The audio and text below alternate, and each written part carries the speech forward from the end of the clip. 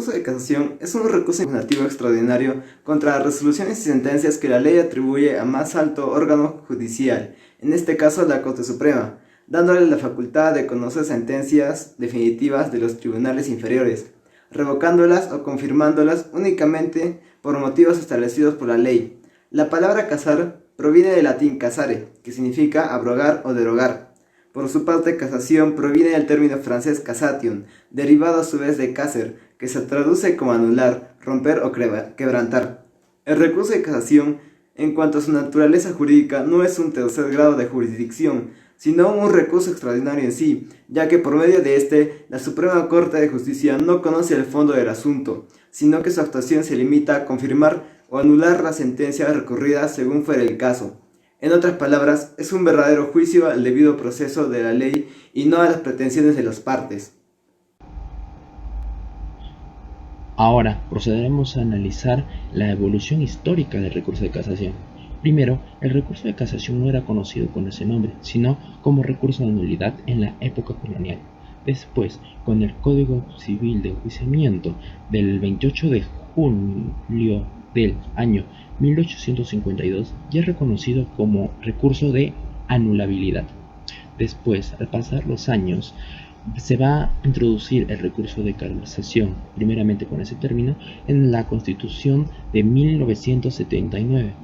Y esta Constitución va a marcar un hito en el recurso de casación, dado que se va a introducir nuevas normativas, tales como el Código Procesal Civil, Código Procesal Penal, el Código Militar de Enjuiciamiento y hasta nuestros días con la nueva Ley Procesal del Trabajo del 15 de junio del 2020. Continuando con la exposición, yo y mi compañera daremos a conocer lo que son los fines esenciales del recurso de casación. Primeramente empezaré con lo que es la correcta aplicación e interpretación del derecho objetivo. Esto es estipulado en el artículo 384 del Código Procesal Civil. Pero primeramente, en relación con este fin, vamos a ver lo que son la motivación del recurso de casación. Y para ello lo encontramos señalado en el artículo 386 del mismo código, y la regla general en la cual se sustenta es por infracción normativa o por desviación de forma. ¿En qué consiste el primero?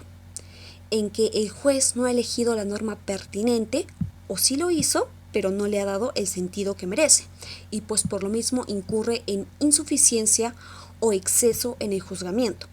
Entonces, lo que debe hacer el juez es fundamentar con claridad y precisión la norma de la que está haciendo uso para dictar sentencia. Entonces, ahora, ¿en qué consiste el segundo? La desviación de la forma, en los errores de la motivación del proceso precedente a la sentencia. Entonces, ya precisado esto, el fin que estoy tratando de la casación se sustenta en ello. Y como ya he aclarado, podemos precisar que el juez ya no debe aludir a los hechos que dieron pie al proceso, ya que estos ya han sido revisados en las anteriores instancias. Entonces, lo que debe hacer ahora es buscar, analizar los errores en que han incurrido estas instancias y poder así elegir una norma de acuerdo a ello y darle un sentido ineludible, ya que lo que se quiere es evitar, dejar de aumentar la carga procesal. Eso sería todo de mi parte. Otro de los fines que tenemos en el recurso de casación es unificar la jurisprudencia. Este fin de unificar la jurisprudencia va a requerir de un único órgano de casación nacional, el cual va a ser la Corte Suprema de Justicia. Así va a señalar también el artículo 400 del Código Procesal Civil, el cual nos va a decir que la Sala Suprema puede convocar al Pleno de los Magistrados Supremos a efectos de emitir sentencias que constituye o varíe un precedente judicial. Es así que nosotros podemos decir que la sentencia que se dicta en el recurso limita su eficacia a formar jurisprudencia sobre el caso resuelto en la sentencia que dio pie al mismo, pero no incide en modo alguno sobre la cosa juzgada que esta sentencia ha producido ni sobre ningún otro efecto de la misma. Hablaremos sobre las funciones. Tenemos primeramente la defensa de la ley, que es la función nomofiláctica. La palabra nomofiláctica viene de las voces griegas nomo, que significa ley, y filazo, que significa guardar o cuidar, dado que la función del Estado es proteger la vigencia del ordenamiento legal, concediéndole al Poder Judicial esa función. Sin embargo, teniendo en cuenta que el juez es la persona u órgano que instrumenta el cumplimiento de la ley, es indispensable que el Estado cuente con un medio de asegurar que los jueces cumplan su función, es decir, que apliquen correctamente la ley. Por tanto, a través del recurso de casación se fiscaliza al fiscalizador. Cabe destacar que en la fecha que el recurso de casación fue creado, la ley era un símbolo sagrado dentro del derecho. Era la máxima expresión de la razón en el plano jurídico. 2 siglos después, como resultado de los cambios que ha reportado y viene reportando la humanidad, la sociedad contemporánea resulta más o menos evidente que la ley guarda fundamentalmente un mito, lo que nos lleva a estimar en el futuro el significado e importancia de este fin. Prosiguiendo con lo que son los fines de la casación, tenemos a la uniformidad de la jurisprudencia o función uniformadora. Este es un fin íntimamente ligado al anterior, tanto que podríamos afirmar que son incluso complementarios, ya que pues la Ilustrísima Corte Suprema de la República está empeñada en llevar adelante los plenos casatorios, a fin de asegurar el principio de igualdad ante la ley. Pues además existe una altísima razón de conveniencia social, a fin de que la comunidad sepa cuál va a ser el contenido de una jurisprudencia, sobre todo cuando se presenten casos con identidad fáctica. Y bueno, como tercer función tenemos a la justicia en el caso concreto, o también conocida como función diquelógica. Y bueno, es que los fines antes mencionados se agrupan bajo la categoría de los fines clásicos de la casación. Sin embargo, este tercer fin está dado por el hecho de que empieza a desmitificarse la rígida exigencia de requisitos para su procedencia y reducción de la formalidad rituales, y que constituye un instrumento para remediar una sentencia. Pero sí, hay que tener en cuenta que no es fin supremo del recurso de casación la obtención de justicia para un caso concreto, en tanto no lo particulariza. Sin embargo, atendiendo a que sí es uno de los fines más elevados del proceso. Causales para la aplicación de un recurso de casación, contemplados en el artículo 386 de nuestro Código Procesal Civil. La primera causal la he dividido en 2 partes. En primer lugar, la aplicación indebida de una norma de derecho material. En este caso se está haciendo referencia expresa y únicamente a las normas de derecho material, o también conocidas como normas sustantivas. ¿En qué consiste esta aplicación indebida? Este concepto se da cuando se aplica una norma legal a una situación que no corresponde, y como consecuencia de ello el pronunciamiento contenido en la sentencia es equivocado con respecto a la ley que se ha aplicado. Esta aplicación se puede dar por los siguientes 3 motivos. En primer lugar, porque se aplica a un hecho debidamente probado, pero no regulado por esta norma.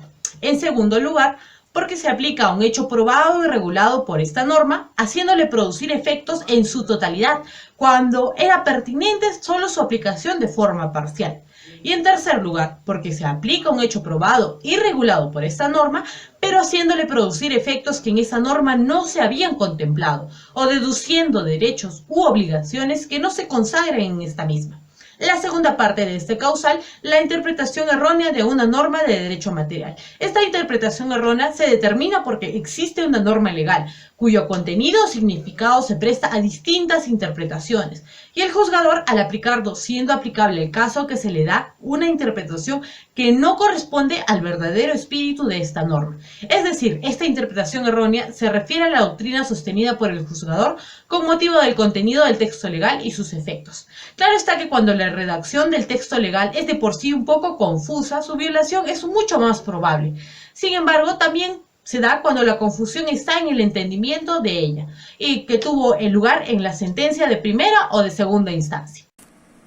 Como tercer causal tenemos la inaplicación de una norma de derecho material. Nos encontramos ante una situación muy especial, la cual es que no se ha aplicado una norma que se debió aplicar, en simples palabras. En esta hipótesis nos encontramos ante una omisión de la aplicación de una norma, dada la situación concreta en materia del juzgamiento. Ante esa figura nos surge una pregunta: ¿cuál es la diferencia entre la aplicación indebida de una norma de derecho material y la inaplicación de una norma de derecho material?